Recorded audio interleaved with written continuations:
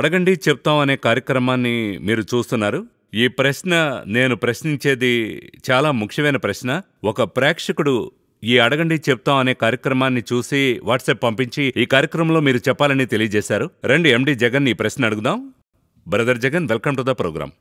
మనం సహజంగానే వందనాలు తెలియజేస్తాం జీవితానికి. అయితే క్రైస్ట్ని గమనిస్తే జాన్ 16:7లో ఒక ముఖ్యమైన పాయింట్ ఒకటి చెప్తున్నాడు.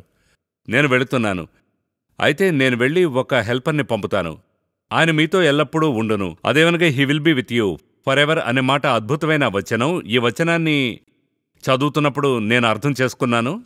అయితే ఎలా కొనసాగించాలో తెలియక చాలామంది ప్రేక్షకులు ప్రశ్నగా అడుగుతున్నారు. అయితే ఈ పరిశుద్ధాత్మని మనం ఎలా అర్థం చేసుకోగలం? ఇప్పుడు మీరు అలా మాట్లాడుతూ వస్తున్నప్పుడు అందులో ఒక వర్డ్ యూజ్ చేశారు, ఎంతో మంచి వర్డ్. యాక్చువల్గా అదే కీ వర్డ్. పరిశుద్ధాత్ముని మనకి యేసుక్రీస్తు ఇచ్చి వెళ్ళారు. ఆ వర్డ్ అంతా కరెక్టే. అందులో ఒక కరెక్ట్ అయిన వర్డు బిబ్లికల్ కూడా అదే, హెల్పర్ అనే వర్డ్. ఈ హెల్పర్ అనే వర్డ్ని ఇంతకుముందు గాడ్ ఎక్కడ యూజ్ చేశాడని అడిగితే, ఈవిని నిర్మించేప్పుడు, హవ్వను నిర్మించేప్పుడు, right in the beginning 2nd chapter of జెనసిస్లో 2వ అధ్యాయంలో చెప్పేప్పుడు సాటి అయిన సహాయకురాల్ని చేతును అని అనుకుంటాడు కదా. ఇంగ్లీష్లో అదే హెల్పర్ అని. హెల్పర్ అంటే అర్థమేంటి? వారిద్దరూ ఒకే శరీరముగా ఉంటారు. అలా శరీరులుగా ఉన్న ఇద్దరిలో ఒకరు హెల్పర్. ఎందుకు హెల్పర్ అంటే మరొకరి యొక్క ప్లాన్ నెరవేర్చడానికైనా హెల్పర్. ఇప్పుడు ఆదం వలన ప్లాన్ ఏంటంటే దేవుని చేత సంతతి నొందవలెనని చెప్పి మలాకి 2:15లో ఉంటుంది. ఈ దేవుని చేత సంతతి పొందాలంటే హవ్వ సహాయం కావాలి, ఒక హెల్పర్ కావాలి. సో వీళ్ళిద్దరూ కూడా చేరి శరీర ప్రకారంగా దైవ సంతతిని పొందుకుంటారు. సరేనా? ఇప్పుడు సంఘాన్ని చూసి దేవుడు చెప్తున్నాడు, యేసుక్రీస్తు చెప్తున్నాడు. ఇప్పుడు మనమే చర్చ్. మనల్ని చూసి దేవుడు చెప్తున్నాడు, నేనొక హెల్పర్ని ఇస్తాను అంటున్నాడు. ఎందుకు హెల్పర్ని ఇస్తున్నాడు అని అడిగినట్లయితే దైవభక్తి గల సంతతిని పొందుకోవడానికి. సో ఈ సర్వోన్నతుని శక్తి పరిశుద్ధాత్మగా మరియను కమ్ముకుంది గనుక పరిశుద్ధ శిశువుగా పుట్టడమయ్యింది. ఇప్పుడు సంఘము పైన పరిశుద్ధాత్ముడు కమ్ముకుంటున్నాడు. పుట్టేటువంటి ఆత్మలు పరిశుద్ధముగా ఉండాలని. మరియమ శరీరముగా ఉండింది, ఈయన ఆత్మగా ఉన్నాడు పరిశుద్ధాత్ముడు. మనము శరీరములో ఉన్నాం, మన మీద పరిశుద్ధాత్మ అల్లాడుతున్నాడు. అప్పుడు మనలో నుండి పుట్టవలసింది పరిశుద్ధమైనదిగా ఉంటుంది. సో ఇదే పరిశుద్ధాత్ముడు మనకిచ్చినటువంటి వెరీ ఇంపార్టెంట్ వర్క్. చాలామందిలో ఇప్పుడు పరిశుద్ధాత్మని అభిషేకమే ఇప్పుడు ట్రెడిషన్ అయిపోయింది. ఆ పరిశుద్ధాత్మ నింపుదల ఎంతవరకుంది? కొన్ని సంఘాల్లో పరిశుద్ధాత్మనిస్తాయి వాక్యం వరకే ఉంటుంది. తండ్రి కుమార పరిశుద్ధాత్మ అని చెప్తున్నాం కదా. పరిశుద్ధాత్మ వర్డ్ లెవెల్లోనే బెనెడిక్షన్. అవును. ఇప్పుడు పరిశుద్ధాత్ముడు ఉన్నాడంటే ఆయన యొక్క ప్రెజెన్సో లేకపోతే ఆయన యొక్క ఒక ముద్ర అక్కడ ఉండాలి. ఇప్పుడు అశ్విన్ మీరు వచ్చారంటే మిమ్మల్ని కూర్చిన ఏదో ఒక విషయం అక్కడ ఉండాలి కదా. మీరు వచ్చిపోయినందుకు ఒక గుర్తు ఉండాలి కదా. మీరు ఒక పెళ్లికి వచ్చారంటే ఒక గిఫ్ట్ ఇచ్చి వెళ్తారు, అశ్విన్ వచ్చి వెళ్ళాడన్నందుకు గిఫ్ట్. లేక మీరు వచ్చి వెళితే ఈ వీడియోలో ఉంటారు, అశ్విన్ వచ్చి వెళ్ళాడని. అప్పుడు పరిశుద్ధాత్ముడు సంఘములోకి వచ్చి వెళ్ళాడంటే ఒక ఎఫెక్ట్ ఉండాలి, ఒక ఎఫెక్ట్ ఉండాలి కదా. అదే స్పిరిచువల్గా ఉండాలి. అప్పుడు నా సంఘములో పరిశుద్ధాత్ముడు ఉన్నాడంటే స్పిరిచువల్గా ఆ మార్పు, ఆ విషయము, ఆ రిజిస్ట్రేషన్, ఒక అక్నాలెడ్జ్మెంట్ ఏదో ఒకటి అక్కడ ఉండాలి కదా. అవును, ఉందా? అదే ప్రశ్న దేవుడెందుకు పరిశుద్ధాత్మను ఇచ్చాడు. ఈరోజు ఇదే పెద్ద ప్రశ్న. వాళ్ళు అడిగిన ప్రశ్న ఏంటంటే, మన అనుదిన జీవితంలో పరిశుద్ధాత్ముడు ఆయన మనకి ఎలా సహాయపడతాడు, ఆయన ఎలాగ మనకి అనేది చూడాలి. చాలా మందికి ఒక ప్రశ్న ఉంది, ఈ హోలీ స్పిరిట్ ని ఎలా హ్యాండిల్ చేయాలో తెలియలేదు, అర్థం కాలేదు. ఇంకా చెప్పాలంటే కరెక్ట్ గా చర్చ్ కంతా వెళతారు, కరెక్ట్ గా బైబిల్ చదువుతారు, వచనం చదువుతారు, చాలాసేపు ప్రార్థన చేస్తారు. అయితే ఈ క్యారెక్టర్ హోలీ స్పిరిట్ ని నేను ఒక వ్యక్తి అని అంటున్నాను, ఇట్స్ ఏ పర్సన్. ఇది నేనెలా అండర్స్టాండింగ్లోనికి ఎలా రాగలను? ఈ హోలీ స్పిరిట్ ఓకే హెల్పర్ ఉన్నాడు, దేవుడిచ్చాడు. ఈ హెల్పర్ని నేను ఎలా హెల్ప్ఫుల్గా యూజ్ చేసుకోవాలి, ఇది నేను ఎలా అర్థం చేసుకోవాలి? అదే నా ప్రశ్న. ప్రాబ్లం ఏంటంటే మీరు ఒక వ్యక్తిత్వం అంటున్నారు కదా, అలా అర్థం చేసుకోవడమే 50% క్రైస్తవులకే లేదు. అదే ఇక్కడ సమస్య. ఎందుకు చాలామంది సేవకులకే లేదు. వాళ్ళేం చెప్తున్నారు, పరిశుద్ధాత్మ అన్నది శక్తి. ఇప్పుడు మీ చేతిలో ఒక టూల్ ఉందా? ఇప్పుడు మీ దగ్గర ఉన్న టూల్తో ఒక పని చేస్తారు. ఒక టూల్ ఉంచుకున్నారు, స్క్రూ డ్రైవరో మరి ఇంకేదో సిస్టమ్, కంప్యూటరో ఏదో ఒకటి పెట్టుకున్నారు. అలాగా మీ దగ్గర ఉండేటువంటిదైనా ఒక టూల్ అని ఆయన నమ్మేవారు కొంతమంది ఉన్నారు. మ్మ్. వ్యక్తిత్వముగా ఆయన నమ్మాలి. సో అర్థం చేసుకోవడంలోనే ఓ కన్ఫ్యూషన్ ఉంది. అది ఉంది. పరిశుద్ధాత్మ అన్నది నీలో ఉన్న పవర్. ఎలా మీకు తెలియకుండానే తుమ్మితే ఒక ఫోర్స్ఫుల్ గా తుమ్ముతున్నారు, ఒకరిని కొడుతూ వేగం పెంచుతున్నారు అంటే మీ లోపల ఒక పవర్ ఉంది కదా. ఆ విధంగా పరిశుద్ధాత్మ అన్నది మీలో ఉండేటువంటి ఒక పవర్ అని చెప్పేవారు ఉన్నారు. అదే ఇక్కడ అర్థం చేసుకోవడంలోనే సమస్య. పోనీ మనం బైబిల్లోనే చూద్దాం. బైబిల్ ఏం చెప్తోంది అది చెప్పండి. అసలు నేను అర్థం చేసుకోవడం పక్కన పెట్టండి. బైబిల్ అనేటువంటిది ఎక్కడ ఆరంభమైందో, ఎక్కడ అక్షరం ఆరంభమవుతుందో అక్కడ ఆరంభమవుతున్నప్పుడే 2వ వచనంలో పరిశుద్ధాత్ముడు వస్తున్నాడు. ఆదియందు దేవుడు భూమి ఆకాశములను సృజించెను, భూమి నిరాకారముగాను శూన్యముగా ఉండెను, దేవుని ఆత్మ జలములపైన అల్లాడుచుండెను. ఆ మొదటి స్పాట్లోనే వచ్చే క్రియేషన్లో ముగించేప్పుడు చూడండి, రెవల్యూషన్ 22వ అధ్యాయం 17వ వచనం. ఆత్మయు పెండ్లి కుమార్తెయు రమ్ము అని చెప్పుచున్నారు. అక్కడ కూడా స్టార్టింగ్ లో ఉంది, ఫినిషింగ్ లో కూడా ఉంది. మరి పరిశుద్ధాత్ముడు లేకుండా బైబిల్ లేదు. Inspiration of the Holy Spirit ద్వారానే బైబిల్ రాయబడింది. దేవుడే రాయమని చెప్తున్నాడు. తిమోతి 3:16లో చదివాం, పోయినసారి చెప్పుకున్నాం. సో పరిశుద్ధాత్ముని యొక్క కదలిక లేకుండా, ఆయన యొక్క ఒక ఇంటర్ఫిరెన్స్ లేకుండా ఇక్కడ ఏదీ జరగదు, ఏది ఉండదు, జరగదు. అప్పుడు దీన్ని ఏ విధంగా మనం చూస్తున్నామంటే మూడు భాగాలుగా చూస్తున్నాం. ఇప్పుడు ఎన్నోసార్లు ఇవన్నీ కూడా మాట్లాడి పరిశుద్ధులెందరో వివరాన్ని తెలిపారు. ఇది ఎలాగుందని అడిగితే అశ్విన్ వేరు, అశ్విన్లో ఉండే ప్రాణం వేరు అన్నట్టుగా ఉంది. అశ్విన్ ప్రాణం ఒకటే ఉండాలి, ఉంటేనే ప్రాణం ఉంటేనే అశ్వినికి వాల్యూ. అవునా? అవును. అశ్విన్ అనే శరీరం ఉంటేనే ఆ ప్రాణానికి వాల్యూ, లేకుంటే అది ఓన్లీ బాడీ మాత్రమే. బాడీ. అప్పుడు ఈ రెండు కూడా అవసరం అన్నట్టు పరిశుద్ధాత్మ మనకి ఇప్పుడు అవసరం, హెల్పర్. ఆయన మనలో ఉండేటువంటి జీవం. ఈరోజు ఒక గ్రూప్ అలా కాదంటున్నారు, మరొక గ్రూప్ అర్థం చేసుకోవడం లేదు. అంటే అదొక పవరు, వస్తారు. మరి ఉదాహరణకు చెప్పాలంటే సంసోను మీద పరిశుద్ధాత్మ దిగాను, తను యుద్ధం చేస్తున్నాడు అందరినీ, తర్వాత వెళ్ళిపోయినట్టుగా ఉంటుంది. వెళ్ళడం అంటే అక్కడ లేడు. మరింకొకసారి చూస్తే పరిశుద్ధాత్ముడు దిగాను అంటే మధ్యలో వెళ్ళిపోయినట్టు చూస్తున్నాం. సెకండ్ టైం వచ్చాడంటే అప్పుడు అదొచ్చి ఒక పవర్ లాగా, శక్తిలాగా దిగి వెళుతుంది అలా అనుకుంటున్నారే గాని, అయితే ఎన్నో చోట్లలో నేను వెళ్ళి మీకు పరిశుద్ధాత్మను పంపుదును, ఆయన వచ్చి అలాగే ఉంటుంది. అవును, పర్సన్ ఆయనొచ్చి మీలో వాసమై ఉంటాడు. మొదటిగా చెప్తున్నప్పుడే పరిశుద్ధాత్ముడు జలములపైన అల్లాడుచుండెను. అప్పుడు అది ఒక వ్యక్తిత్వము, ఒక పర్సన్. అప్పుడు ఈయన్ని నా లైఫ్లో నేనేం చేయాలంటే గుర్తించాలి, మొదట నాతో ఉన్నాడు, నాలో ఫీల్ చేయాలి కదా. ఇక్కడ ఏంటి సమస్య అంటే నేను అన్నిటినీ చూసి అలవాటు పడ్డాను. ఏంటంటే ఇది విజిబుల్ వరల్డ్, నేను వెళ్లబోయేది ఇన్విజిబుల్ వరల్డ్, ఇటర్నల్. అప్పుడు ఈ విజిబుల్ వరల్డ్లో అన్నిటినీ చూసి అలవాటు పట్టడం వల్ల నా కంటికి కనబడని ఆత్మ అయితే నేను గ్రహించగలుగుతున్నా, కంటికి కనబడని ఆత్మను నేనేం చేయలేకపోతున్నా, నా వల్లనైతే అక్సెప్ట్ చేయనివ్వడం లేదు నా శరీరం. మరో వచనం చెప్తుంది, ఫెయిత్ కమ్స్ బై హియరింగ్. అవును, అది విశ్వాసం అని ఉంది. చూచి విశ్వసించేవానికంటే చూడక విశ్వసించువాడే భాగ్యవంతులు. చూచిన యేసుక్రీస్తునే వారు విశ్వసించలేదు, అయితే కనబడని ఆత్మను మనం విశ్వసించాలి. అంతేందుకు మన ఊరికొచ్చిన తోమాతో ఈ విషయం చెప్తున్నాడు, నువ్వు చూశావు, ఓకే నమ్ముతున్నాను. చూడక విశ్వసించే ఒక గ్రూపుని భాగ్యవంతులు అంటున్నాడు. చూడకుండా విశ్వసించే గ్రూప్ ఆ పర్సనే ఇక్కడికి వచ్చాడు, ఇండియాకి. ఆయనే వచ్చాడు, ఆయన ద్వారా ఈ విషయం మనందరికీ తెలియజేయడమైంది. ఈ పరిశుద్ధాత్మను గూర్చి మనకి ఒక గ్రహింపు రావాలి కదా. అప్పుడు నేను చూడలేదు, అయితే గ్రహిస్తున్నా. ఇప్పుడు గాలిని కంటికి ముందు చూడలేదు, అయితే ఏదో ఒక దానిలోకి వచ్చినప్పుడు దాని శబ్దాన్ని బట్టి కనిపెడుతున్నాను. లోపల ఒక బెలూన్లో గాలి ఉంది, అప్పుడు నాలో ఉంటే కనిపెట్టాలి కదా లోన గాలి ఉందని. అటువంటి అర్థము, అటువంటి గ్రహింపు ఈరోజు సంఘంలో రావడం లేదు. ఒక గ్రూప్ వారు అలాగా, ఒక కూటమి. సో వాళ్లేమనుకుంటున్నారు, ఆత్మ ఉంది, అది లేదని చెప్పి మేము తృణీకరించలేదే. తండ్రి కుమార పరిశుద్ధాత్మని మీకంటే మేము వారవారం చెప్తున్నామే, బెనడిక్షన్లో చెప్తున్నామని అంటున్నారు. అయితే నేను గ్రహిస్తున్నానా, నేను ఆయనను నా లైఫ్లో ఉంచుకుని యూజ్ చేస్తున్నానా, ఆయన ఎందుకు వచ్చాడు, అది రెండవ ప్రశ్న. మొదటి ప్రశ్న ఆయన ఉన్నాడని గ్రహిస్తేనే ఆ తర్వాత ఆయన ఎందుకు వచ్చాడనేటువంటిది గ్రహించాలి. నేను లేదని చెప్తే నేను ఎలాగా ఆయన వచ్చాడని తెలుస్తుంది. ఈ వచనం చాలా అద్భుతంగా ఉంది. John 16:7. But I tell you the truth, it is to your advantage. ఈ ఇంగ్లీష్లో ఒక వర్డ్ ఉంది, నీ మేలు కొరకే కదా. చాలా చక్కగా ఉంటుంది. ఆయన వచ్చి అయితే నేను మీతో సత్యము చెప్పుచున్నాను, నేను వెళ్లిపోవుట వలన మీకు ప్రయోజనకరంగా ఉంది. అంటే వెరీ యూస్ఫుల్. మనం ఇంకా క్యాషువల్ గా చెప్పాలంటే చాలా యూస్ఫుల్ గా ఉంటుంది. ఆయనే ప్రయోజనం, వెళ్లడమే ప్రయోజనకరంగా ఉంటుంది అంటున్నాడు. ఇందులో ఏంటంటే యేసుక్రీస్తుని మనము ఎవరము కూడా ఆయన వెళ్ళిపోవడం మంచిది అని చెప్పడం లేదు. అయితే యేసే చెప్తున్నాడు, ఆయనే చెప్తున్నాడు వెలుట ప్రయోజనంగా ఉంటుంది. అంటే ఏం చెప్పదలుస్తున్నాడంటే ఈ వరల్డ్ తిరిగి క్రైస్ట్ వచ్చేంత వరకు హోలీ స్పిరిట్ యొక్క కంట్రోల్లో ఉంటుంది. ప్రత్యేకంగా చర్చ్, సంఘము పరిశుద్ధాత్మని యొక్క ఆధిపత్యములోనికి ఉంది. అవును, చర్చ్ అని చెప్పడం మరలా అర్థం చేసుకోవాలి. బిల్డింగ్ అనుకోకూడదు. బిల్డింగో డినామినేషనో కాదు, మనం మనల్ని చెప్పుకుంటున్నాం. అవును, అప్పుడు మనము పరిపూర్ణముగా పరిశుద్ధాత్మ చేత నడిపించబడుతున్నాం. నాకీ పరిశుద్ధాత్ముడే అర్థం కాలేదు, నాకు తెలియదంటే ఎలా నడిపించబడతా? ఇశ్రాయేల్ ప్రజల దగ్గర ఉన్న ప్రాబ్లమే ఇక్కడుంది. ఇశ్రాయేల్ ప్రజల దగ్గర చూసే మోషేని నమ్ముతున్నారు. వాళ్ళు మోషేని చూసి నమ్ముతున్నారు. చూడలేని దైవం మీద వారికి భయం లేదు. పట్టుకున్నారు, ఆ లాని పట్టుకున్నారు, మోషేని పట్టుకున్నారు. ఇచ్చిన ఆయన్ని వదిలేశారు. ఇంతకు ఆయన ఉన్నాడనేటువంటిది ప్రూవ్ చేస్తున్నాడు. బలమైన పెనుగాలి లేచింది.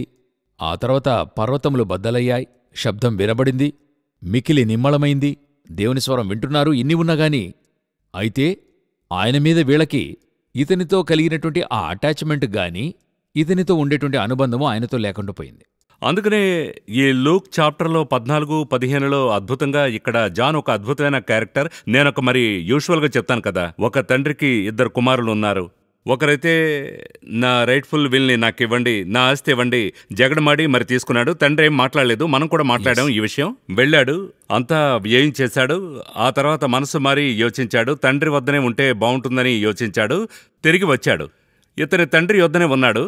అది నాకు చాలా ఇంట్రెస్టింగ్గా ఉంది. ఇతను తండ్రితోనే ఉన్నాడు, తండ్రి యొక్క హృదయాన్ని అతడు అర్థం చేసుకోలేకపోయాడు. వెలుపల ఉన్నవాడు లోనికి ప్రవేశించాడు, లోపల ఉన్నవాడు వెలుపలకు వెళ్ళిపోయాడు. సో ఇది ఒక రిస్క్ అయిన స్టేట్మెంట్ గా ఉంది. అవును, వీళ్ళు పరిశుద్ధాత్ముని ఆత్మని చెప్తూ ఇప్పుడు వీరి వల్ల ఆ పరిశుద్ధాత్ముని ఫీలింగో గుర్తించడమో కుదరలా. అయితే నోటితో ఒప్పుకుంటున్నారు ఉన్నాడని చెప్పి, అదే దేవుడు చెప్తున్నాడు. నోటితో ఒప్పుకుంటున్నారు, కానీ హృదయం దూరంగా ఉంది. వారి వల్ల పరిశుద్ధాత్మని అనుదిన జీవితంలో కలుపుకోలేదు. ఇప్పుడు మీ అబ్బాయి ఉన్నాడు, మీ అబ్బాయి మీరు వచ్చేంత వరకు వీడియో గేమ్ ఆడుతున్నాడు అనుకోండి. ఒక ఉదాహరణకి, మీరు వీడియో గేమ్ ఆడకూడదని చెప్పే వ్యక్తి, బాబు నీకు ఎగ్జామ్ ఉందిరా, ఈ సమయంలో ఇలా చేయకూడదు, మిమ్మల్ని చూసిన వెంటనే ఏం చేస్తాడు? ఏముంది, వెంటనే మార్చేస్తాడు. సరే, మీరున్నంత వరకు ఏం చేస్తాడు? నేనుండేంత వరకు చక్కగా ఉంటాడు. మీరు బయటికి వెళ్తేనే కదా ఆడుకుంటాడు, అంతవరకు ఆడు కదా. అప్పుడు పరిశుద్ధాత్ముడు కొన్ని కార్యాలు చేయకూడదని చెప్పినప్పుడు ఆయన నాతో కూడా ఉన్నాడంటే వాళ్ళు చేయరు కదా. ఖచ్చితంగా చేయరు. ఎందుకు చేస్తున్నారు? వాళ్ళు ఆయన ఉన్నారనేదే ఫీల్ చేయలేదు. యోసేపుని చెప్తున్నాడు, అదే ఒప్పింపజేయను పాపమును గూర్చి. అటు తర్వాత వాక్యం ఉంది 16:8లో, ఆయన వచ్చి పాపమును గుచ్చియు నీతిని గుచ్చియు తీర్పును గుచ్చియు లోకమును ఒప్పుకొని చేయును. అయితే ఈ గ్రహింపే వారికి రావడం లేదే, గ్రహింపజేయడమే తప్పుగా తీసుకుంటున్నారు. అదే సమస్యగా ఉంది ఇక్కడ. గ్రహింపును గుచ్చి చెప్పకూడదనే ఒక గ్రూప్ ప్రసంగం చేయని ఆరంభించింది. పాపముంది, నీ పాపాన్ని ఖండించి గ్రహింపజేస్తున్నాడు. ఏంటి మీరు పొద్దస్తు పాపి అని చెప్తూ ఉన్నారు? యోహాన్ చెప్తున్నాడు, ఇలా చెప్పి భయపెడుతున్నారు. అటు తర్వాత మీరొచ్చి ఒక ఇన్ఫీరియర్ కాంప్లెక్సిటీలో తీసుకెళ్తున్నారు. పాపి అంటున్నారు. దేవుడు పాపాన్ని క్షమించాడు కదా, పాపాన్ని క్షమించాడు, ఆ తర్వాత పాపం చేయలేదా? బలహీనతలు లేవా? పర్ఫెక్ట్ అయిపోయావా? అదేలాగున ఒక చిన్న అండర్స్టాండింగ్. అదే పాయింట్లో ఆయన గద్దించేవాడు మాత్రం కాదు, అదే ఒప్పింపజేస్తున్నాడు. అయితే ఆయన గద్దిస్తూనే ఉన్నాడని అలా అనుకునేవారు, అది తప్పు. అది ఎలాగంటే యేసుక్రీస్తుని మనం ఒక సహోదరునిగా చూస్తున్నాం బైబిల్. అవును, అవునా? పరిశుద్ధాత్ముని అంతకంటే ఒక మెట్టు అధికంగా యేసు చెప్తున్నాం. మనుష్య కుమారునికి విరోధంగా మాట్లాడినా క్షమించబడుతుంది, పరిశుద్ధాత్మకు విరోధంగా మాట్లాడితే క్షమించబడదు. ఎందుకంటే అంత ఇదిగా చెప్తున్నాడు. అదే అప్పుడు ఆయన మీలోనికి వస్తున్నప్పుడు ఆయన ఎటువంటి ఒక స్ట్రిక్ట్ ఆఫీసర్గా ఉండాలి? ఎటువంటి ఒక వ్యక్తి ఆయనకు విరోధంగా మాట్లాడితే క్షమించబడనేరదు అని బైబిల్ చెప్తుంది. అది ఆయనే చెప్తున్నాడు. ఆయన వచ్చి ఉన్నాడు అన్నప్పుడు అప్పుడు ఆయన మనతో ఇంత పొలిటిగా నడుచుకోవడమే గొప్ప విషయం. చాలా చక్కగా నడిపిస్తున్నాడు మనల్ని. అయితే నేను నా మట్టుకైతే ఈ పాపాన్ని చేయను, వేరే పాపాన్ని చేస్తుంటాను. నేను ఈ చేయని పాపాన్ని బట్టి న్యాయం తీర్చుకుంటాను, స్వీయ నీతి. నేను దొంగతనం చేయను, అయితే కోపిస్టిగా ఉంటాను. నేను ఒక్క భార్యతో ఉండేవానిగా ఉంటాను, అయితే ఇటువైపు మోహపు చూపు గలవాడిగా ఉండొచ్చు. అయితే లోకానికి నేను మంచివానిగా అగపడచ్చు, అయితే నా ఆలోచన ఏంటో తెలియదు. కరెక్ట్. సో నేను శరీరపరంగా తప్పు చేయలేదు, ఆత్మపరంగా తప్పు చేస్తున్నా. శరీర మాంసం మంటికి చేరుతుంది, ఆత్మ పరలోకానికి వెళ్తుంది. అప్పుడు శరీరాన్ని శుభ్రం చేసే బాధ్యత మీకు ఇవ్వడమైంది. డైలీ సోప్తో క్లీన్ చేస్తున్నారు. అయితే అంతగా డైలీ స్నానం చేసే కంపు కొడుతుందేమో అని అనుకుని ఆలోచించి మనమేం చేస్తున్నాం? సెంట్ వేసుకుని వెళ్తున్నాం, బాడీ స్ప్రే వేసుకుని వెళ్తున్నాం, మిగతా వాళ్ళకి అనిపించకూడదు, తెలియకూడదని. నాలో ఉన్నటువంటి దుర్వాసనను నేనెప్పుడు క్లీన్ చేస్తున్నాను.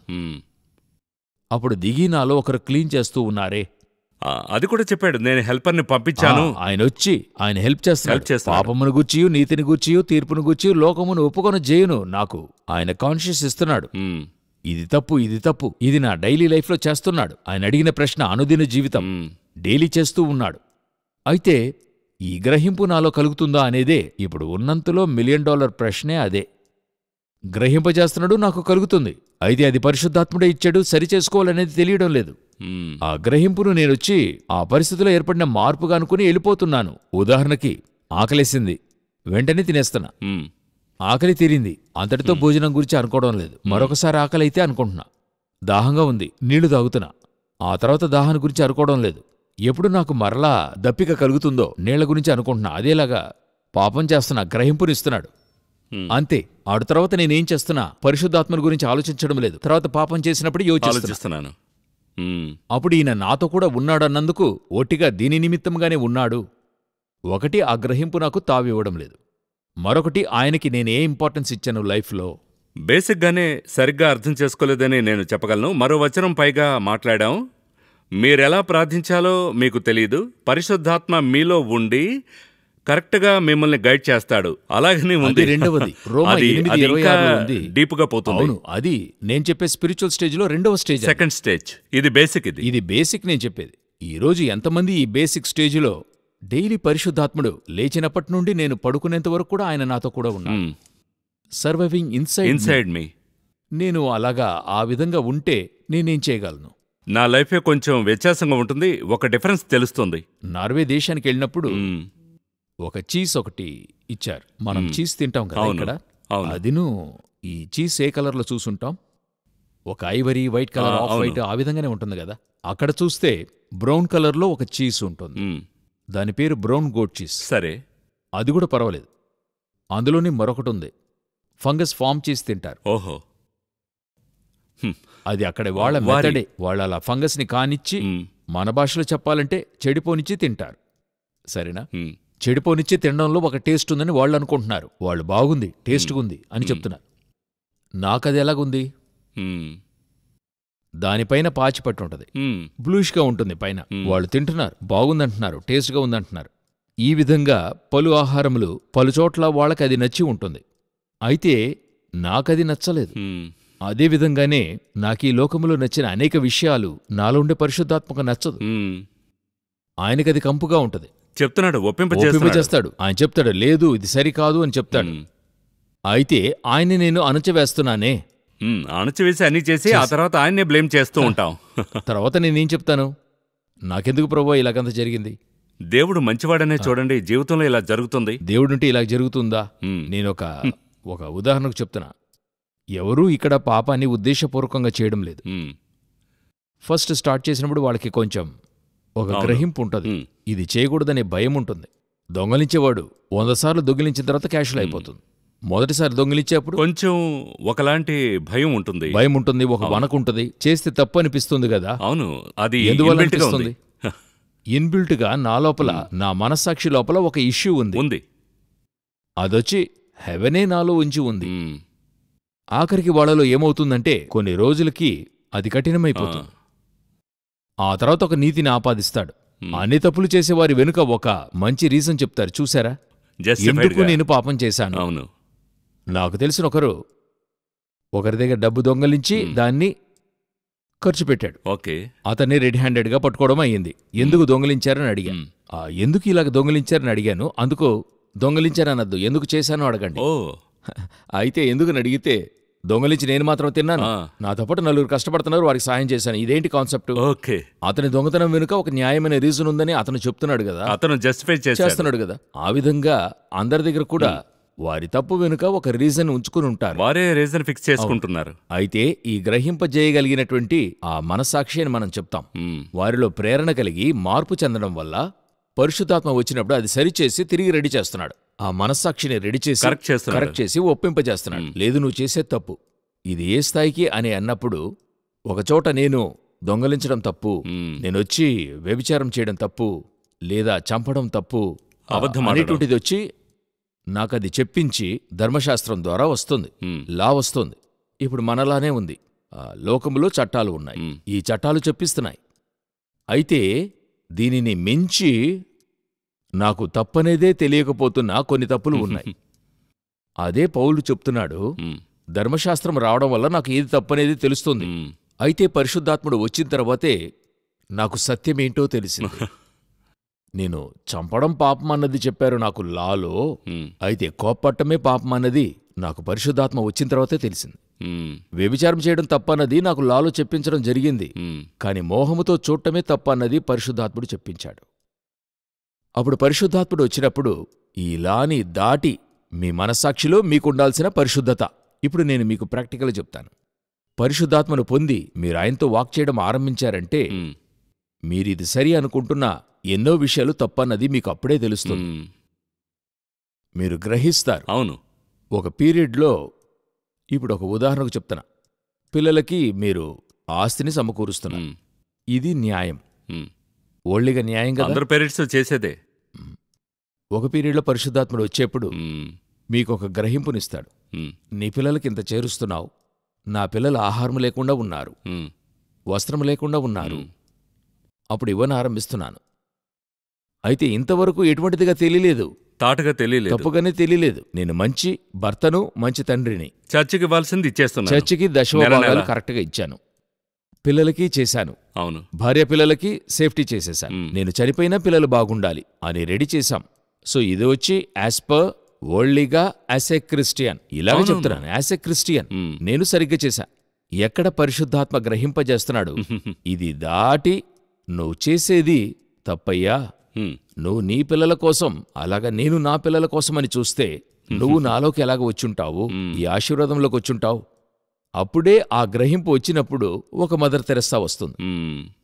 అలాంటి గ్రహింపు వచ్చినప్పుడు ఒక ఎమ్మీ కార్మైకిల్ దొరుకుతుంది, ఒక గ్రహం స్టెయిన్స్ వస్తున్నారు. ఆ గ్రహింపు వచ్చినప్పుడు ఎంతో మందిని చూడగలుగుతున్నాం, అంతమంది వస్తున్నారు. ఎక్కడ పరిశుద్ధాత్ముడు వస్తున్నాడో గ్రహింపజేస్తున్నాడు కదా, వారి కోసం ఏది చేసుకోలేదే. అలాగైతే వారు వారి భర్త వారి పిల్లలతో ప్రతివారం చర్చికెళ్ళి ఆస్తిని వారు సమకూర్చి వెళుతున్నప్పుడు పిల్లలకి రాసి పెట్టడంలో ఎటువంటి తప్పుంది? ఏమి తప్పు కాదు. పరిశుద్ధాత్ముడు వచ్చినప్పుడు చెప్తాడు, లేదు ఇది తప్పు. ఒక జిగన్ బాగా వస్తున్నాడు ఆయన. ఇటువంటి గ్రహింపు ఉంది కదా, ఇదే పరిశుద్ధాత్ముడు డైలీ లైఫ్లో చేసేవాడు.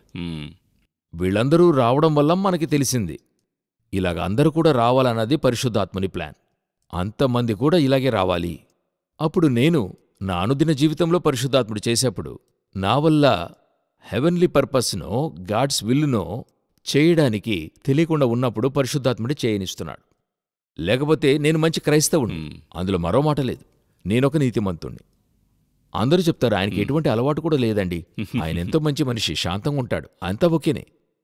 బట్ దేవుడు ఎక్స్పెక్ట్ చేస్తున్నటువంటి ఇంకొక స్పిరిచువల్ లైఫ్ అనేది ఉంది, అది పరిశుద్ధాత్మ వల్లే కలుగుతుంది, పరిశుద్ధాత్మ లేకుండా జరగదు. ఇందులో మన ప్రేక్షకులు అడిగే ప్రశ్నలు ప్రాక్టికల్గానే ఉన్నాయి. నేను ఒకనొక టైంలో అడిగిన ప్రశ్నలే ఇవి పలు సంవత్సరాలకు ముందు. అయితే ఈ అవగాహన అందరికీ రావాలని ఏం చేస్తున్నాము, ఇలా ప్రశ్నించి ముగించుదామా లేదా మరో కార్యక్రమం చేద్దామా అని మరో ఆలోచన కూడా వస్తోంది. అది సరేనండి, ఓకే. మరి పరిశుద్ధాత్మం గురించి చాలా చెప్తున్నారు, బైబిల్లో ఉంది, అర్థం చేసుకుంటున్నాం. బట్ నేనైతే ఫుల్గా అండర్స్టాండ్ చేసుకుని నేనేం చేయాలి అలాగని చాలామంది ప్రశ్నిస్తూ ఉన్నారు. కొంతవరకు హైలైట్ చేశాం. కానీ ఫండమెంటల్గా ఒక విషయం, దేవుడు మనందరికీ ఒక పనిచ్చి చేయమని చెప్తున్నాడు, మనం చేస్తున్నాం. అయితే గాడ్స్ విల్ అనేది ఉంది. చాలామంది అక్కడే గాడ్స్ వర్క్, ఓకే. అయితే గాడ్స్ వర్క్ దాటి గాడ్స్ విల్. ఇప్పుడు జీసస్ క్రైస్ట్ వచ్చి ఇండియాకు రాలేదు, చైనాకు రాలేదు. అయితే నా తండ్రి నాకిచ్చిన పని నేను ముగించాను అని అంటున్నాడు.